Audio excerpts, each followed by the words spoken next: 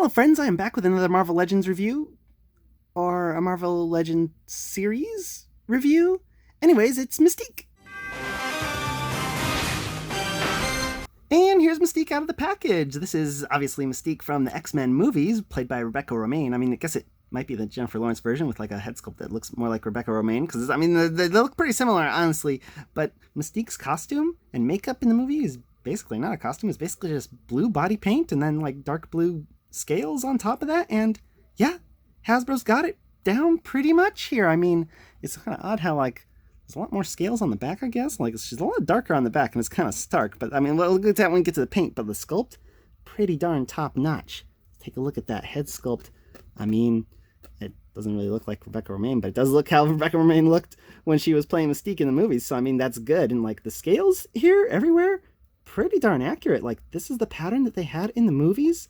The only thing I'd say it might be inaccurate is like the forearms here. Like I don't know, the scales got like pretty small when we got to the forearms on Mystique in the movies, and like here they're kind of like big, especially right there at the edges, and then like up at the higher on the arms and the shoulders.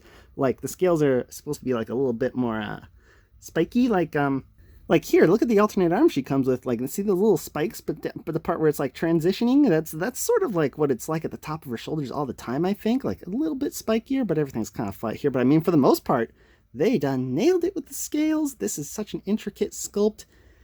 I love this sculpt. It's pretty perfect. Start talking about the paint. Face looks good.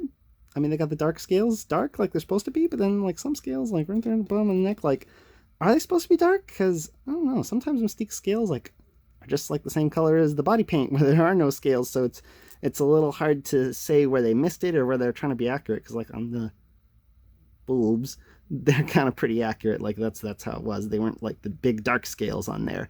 Anyways, the face is clean. She's got the gold yellow eyes in there. Red hair, has a dark wash.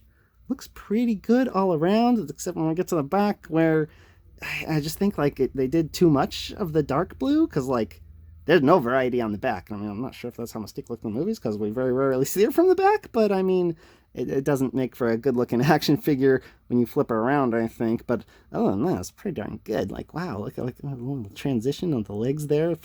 We go from like really black, basically, scales to like a lighter blue, and then back to black scales. And like, I guess here is where you can see like where they really missed the mark on some of the sculpted scales. So like, I don't know, the paint could be better where they apply the dark bits, especially on the back, like I said earlier, but for the most part, it's okay. I mean, the overall effect definitely works. I just think the execution could be a bit better in its details. Now for articulation, we get pretty much standard Marvel Legends female figure articulation. She's got a ball joint neck with no hinge, but her hair, thankfully, is kind of like rubbery, where it curls up in the back here, so that lets her get a little bit more range going up, and pretty good forward. Side to side is very good, I think, all the way around. Of course, hinge and swivel shoulders, they go up way above 90. That is very good range there. There's no bicep swivel, and there's no double elbows, but there's a hinge and swivel elbow, and I mean, hey, it may not be a double elbow, but it's getting a little bit past 90, so it's not bad. Hinge and swivel wrists get 290, which is good, really good. Then there's a diaphragm joint, but it's a little stiff. Like, that's as far back as it goes. That's as far forward as it goes. It would be nice to get like a waist swivel or something, but I guess I don't need it when the diaphragm swivels all the way around.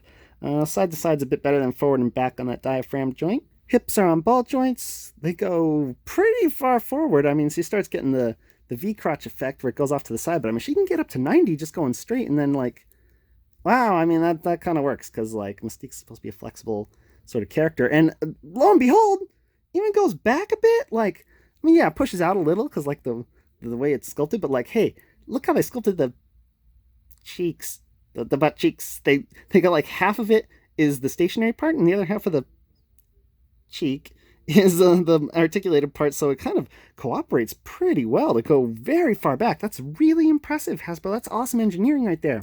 Anyways, cuts at the thighs and double knees are pretty standard. She can almost kick her own butt. I mean, you can if you push it, but that's the farthest she can hold the pose. And then we got the hinge and swivel Marvel Legends style ankles, which are very good. So I'm pretty much most impressed with the hip joints. I think the diaphragm could have been a bit better, but not bad articulation. I like it. So Mystique's packaging is pretty much the same we saw in Wolverine. It's got a big yellow X in the card art back there. X up front, X up top, X just everywhere, and on the sides and on the back.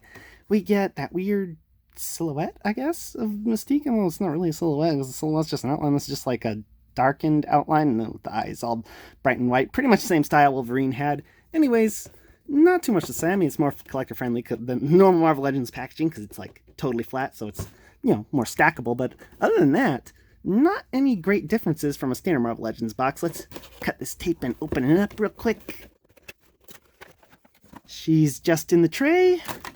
Nothing too fancy. Let's pop her on out. Easy packaging. Nice job, Hasbro.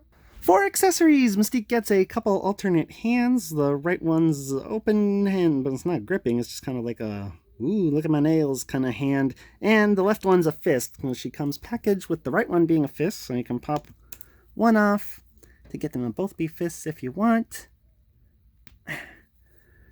Or you can pop them both off. Get them both to be these weird splayed hands, which she comes packaged wearing on the left, but you gotta pop the right one on. And they seem to pop in and out pretty well, so that's cool. And now she's ready for something. I don't know. These aren't meant for holding anything. Did she do this a lot in the movie? Like, what I remember her doing in the movie actually is kind of flipping the bird when she went under that wall. I can't really do it here. I think that was in X-Men 2.